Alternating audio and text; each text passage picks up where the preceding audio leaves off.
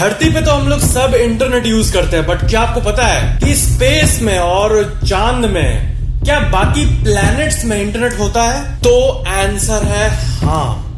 बाकी प्लैनेट्स पे तो नहीं, बट चांद और स्पेस तक पहुंच गया है। देखो, इंटरनेट जो आप चलाते हो वो एक्चुअली में आपको सिंपल लगता है। आप जस्ट कनेक्ट किए अपने वाईफाई या मोबाइल डेटा से, चल रहा है। बट उसके पीछे जो है, अब अमेरिका में मौजूद जो यूट्यूब का सर्वर है और इंडिया में भी है, इतना दूर कनेक्ट कैसे होता है? आप ये मत समझना कि सिर्फ टावर से कनेक्ट होता है, नहीं, ये पॉसिबल है ही नहीं इतने लार्ज स्केल पे। एक्चुअली में इंटरनेट का जो सबसे स्ट्रॉन्ग और बेसिक सा कनेक्शन है वो है वायर्स के थ्रू, मोटे मोटे तार के थ्रू, जो कि हर कंट्री को कनेक्ट करता है। अब आप पूछोगे तार जाता कहां से? हम लोग को तो दिखता नहीं है। वो समुद्र जो होता है, ओशन, समुद्र, उसके नीचे समुद्र का पानी, उसके नीचे जो मिट्टी होता है, उसके नीचे जो अंडरग्राउंड होता है, वहां से तार ले जाया गया है। और बहुत सारे तार मिलके हर कंट्रीज को कनेक्ट करते हैं। और वो होता है बेसिक एक ऐसा चीज, वायर्ड कनेक्शन, जो कि फास्ट स्पीड देता है। और उसके बाद वही चीज टावर्स के थ्रू ट्रांसमिट होती है और अच्छा खासा इंटरनेट पॉसिबल हो पाता है, जो हम लोग सब एंजॉय कर पाते हैं। तो स्पेस स्टेशन में जो इंटरनेट स्पीड है ना, वो बहुत ही कम है। मतलब वहां से कोई वीडियो कॉल नहीं कर पाएगा, और वीडियो देखेगा भी तो 720 पिक्सल जो यूट्यूब में क्वालिटी होता है, उसमें से मैक्सिमम 144 या फिर जो सेकंड वाला 240 पिक्सल होता है उस पर देख पाएगा। अब आप पूछेंगे इतना कम क्यों?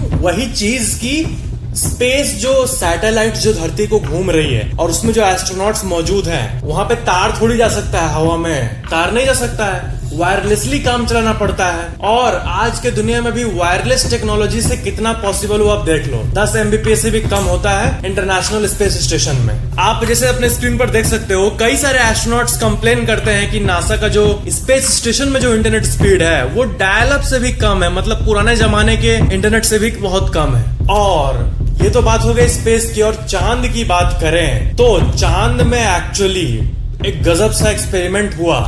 नासा और MIT के रिसर्चर्स मिलके किए, चांद पे डेटा ट्रांसफर करने की कोशिश की है। और वो अपने नए टेक्नोलॉजी से 622 Mbps का डाउनलोड स्पीड और 19.44 Mbps का अपलोड स्पीड को अचीव कर पाए। तो ये तो नॉर्मल रेडियो फ्रीक्वेंसी से नहीं हुआ होगा, आपके मन में आ रहा होगा। तो हाँ, लेजर टेक्नोलॉजी से ये हो पाया है। और ये सिर्फ एक एक्सपेरिमेंट था। बहुत लोग जब इंफॉर्मेशन को सुनते हैं उनको लगता है कि हाँ, चांद में अभी भी इंटरनेट है और उसमें 600 Mbps डाउनलोड स्पीड मिलता है, बट नहीं, वो कुछ मिनट का एक्सपेरिमेंट था। उसको सस्टेन करने के लिए जो पावर, जो टेक्नोलॉजी चाहिए, जो रिसोर्स चाहिए, वो अभी नासा के पास नहीं है। तो वो एक एक्सपेरिमेंट था कि ऐसा पॉसिबल हो सकता है। और रेडियो से हम लोग लेजर पे शिफ्ट हो रहे हैं। और जो ये दो टाइप के टेक्नोलॉजी है, हम लोग जो नॉर्मल यूज करते हैं, ब्लूटूथ, अपना मोबाइल डेटा, ये सब रेडियो फ्रीक्वेंसी पे काम करता है। रेडियो फ्रीक्वेंसी जो कि बहुत दिन से चलता आ रहा है। दूसरा है लेजर, जिसपे चंद एक्सपेरिमेंट्स ही हुए हैं। तो